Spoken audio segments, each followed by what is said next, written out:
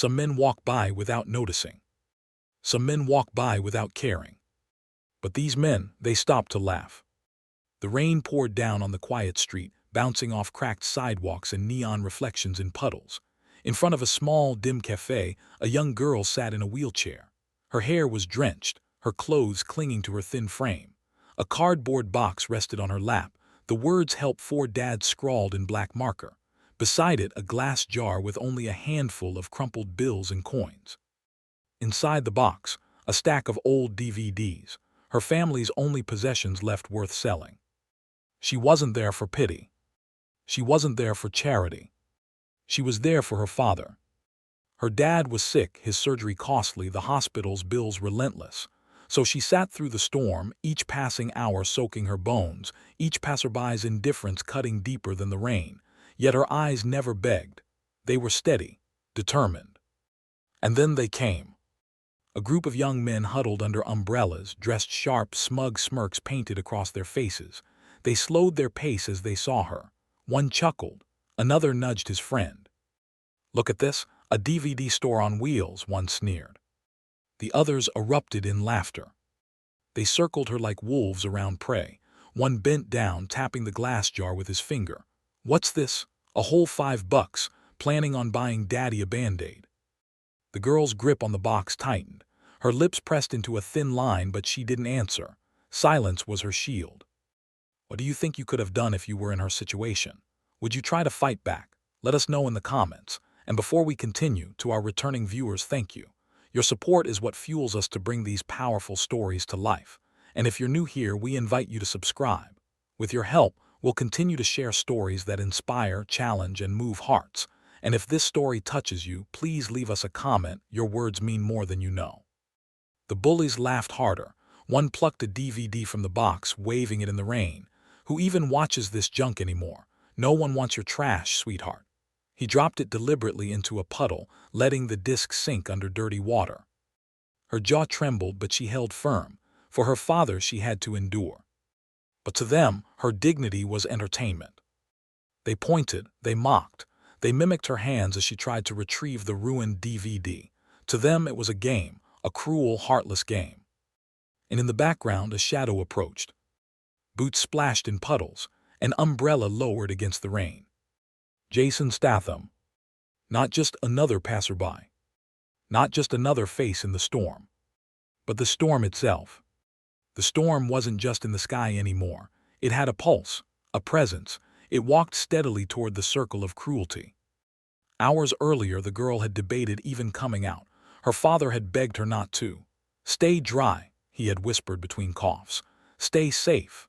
But she had seen the look in his eyes, the exhaustion, the weight of knowing each day without treatment was a gamble. She couldn't just wait, she wouldn't. The DVDs weren't worth much. Old classics her mother had loved, worn action films her father had collected in better days. They had survived moves, floods, even pawnbrokers who refused to take them.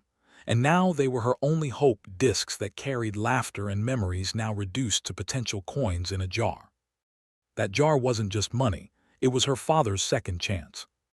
And now, in the hands of cruel men, even that was slipping away. They weren't strangers to cruelty. These were the kind of men who had learned that mockery was power, that belittling others made them feel bigger. Their laughter was sharp, not from joy, but from dominance. One crouched low, his umbrella tilting just enough to shield himself, but not her. "Come on, sweetheart, smile, you're on camera." He held up his phone, recording her soaked face, her trembling hands. Another kicked the jar gently with his shoe, coins rattling inside. "Hey boys, let's make a donation." He dropped in a gum wrapper, grinning as if he'd performed charity. They howled with laughter. The girl sat still, her chest tight, her throat burning. She wanted to scream, she wanted to fight, but she remembered her father's words, "Stay strong for me." So she swallowed the tears. She let them fall inside, where the rain couldn't wash them away. The café's windows glowed behind her. Inside, a few patrons noticed the scene. Some shook their heads, others pretended to look away. No one opened the door. No one stepped outside. Cars hissed past on wet streets. Drivers glanced but never slowed. The city moved on, indifferent, as if her struggle was invisible. But not to him. Jason's boots hit the ground with steady rhythm, splashing through puddles like a war drum. His coat was dark, his expression darker. His eyes locked on the bullies, reading the situation in a single glance: the girl in the chair, the jar, the DVDs in the gutter, the laughter cutting sharper than the rain. He didn't rush, he didn't shout. He walked, and with every step the air thickened. The bullies didn't notice at first. Their laughter drowned out the sound. But then one caught the girl's eyes not on them but behind them. Her gaze had shifted, her trembling lips had stilled, and her face, for the first time that night, softened almost with relief. He turned confused, and then he saw him. Jasonstatham, a man carved from stone, a presence forged from storms. The bully's smirk faltered. Guys." The others turned. One lowered his phone. Another stepped back, his laughter caught in his throat. Jason stopped just feet away. Rain dripped from his shoulders, his umbrella forgotten, water tracing the lines of his clenched jaw. His voice, low and steady, cut through the storm. "You've had your fun." Silence. The bullies exchanged uneasy glances. One tried to chuckle, forcing bravado. "What's it to you, old man? Just a joke. Lighten up." Jason's eyes narrowed. Does she look like she's laughing? The girl's chest heaved, her small frame trembling under the weight of eyes finally seeing her. Jason took another step forward. The bullies stepped back. The puddles rippled with each movement. "You picked the wrong storm," he said. The street wasn't quiet anymore. The storm wasn't just rain, it was him. And the bullies had no idea the reckoning that was about to fall. The rain hammered harder, as if the storm itself leaned in to watch. The bullies stood frozen, their laughter swallowed by the weight of Jason's stare. One of them tried to chuckle, his voice thin. "We were just messing around, mate. No harm done." Jason tilted his head, water dripping from his brow. His voice came low, calm, the kind of calm that carried danger in its silence. "No harm, look at her." The girl clutched the soggy DVD box, her hands trembling but her eyes locked on him. For the first time, she wasn't alone. Jason stepped closer, his boots splashing in the puddles. The leader of the bullies, tall, smug, his umbrella tilted like a shield, raised his hand as if to block him. "Back off, old man. This doesn't concern you." Jason's hand shot up, pushing the umbrella aside with one motion. "It concerns me, the moment you humiliate someone who can't fight back." The bully's face reddened, his friends shifting uncomfortably, but Jason wasn't looking at them anymore. His gaze turned to the girl. "You all right?" he asked. Her lips parted but no words came, just a nod, a faint, trembling nod. Jason crouched, scooping the ruined DVD from the gutter. Rain streaked down his hand as he placed it gently back in her box. Then he stood, squaring his shoulders toward the men. "You owe her an apology." The words hung in the storm like lightning, impossible to ignore. One of the men scoffed. "An apology to her?" He laughed, forcing bravado, but his voice cracked at the edges. "She's nobody." Jason's fist clenched, his jaw flexed. "Then you've got it wrong. She's somebody, and she's worth more than every one of you put together." The leader sneered, stepping forward. "You think you're tough, think you can play hero out here." Jason didn't flinch. "I don't play." The man shoved Jason's shoulder, a mistake. In an instant, Jason's hand snapped forward, grabbing the man's wrist and twisting it until the umbrella dropped to the ground.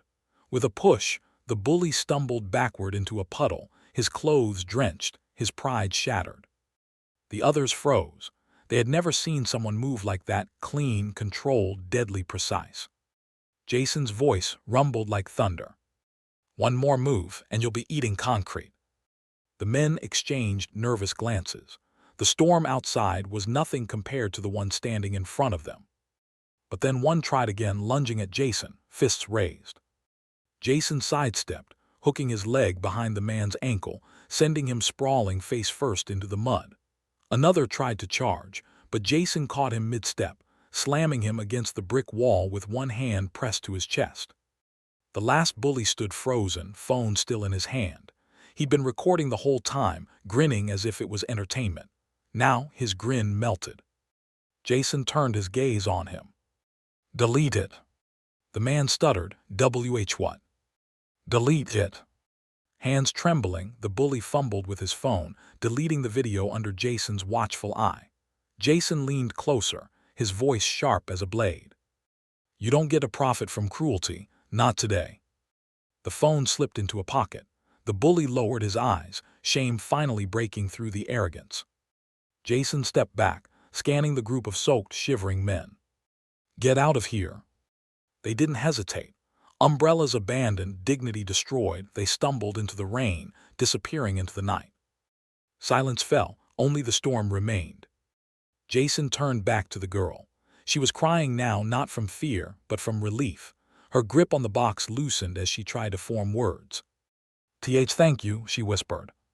Jason crouched beside her, his voice softening in a way that seemed impossible for a man built of steel. You don't thank me, you hold your head high. They wanted to break you, but you didn't break. He glanced at the jar. Only a few dollars sat inside, soaked but salvageable. Jason pulled out his wallet, slipping bills into the jar until it was full. Her eyes widened. I can't.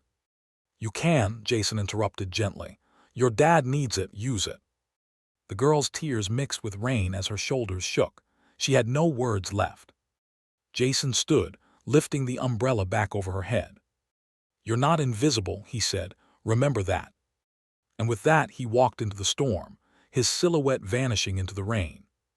But the lesson lingered. Not just for her, not just for the bystanders inside the café, but for every cruel heart that thought laughter at another's pain was power. That night they learned the truth. Real power isn't found in mocking weakness. It's found in protecting it.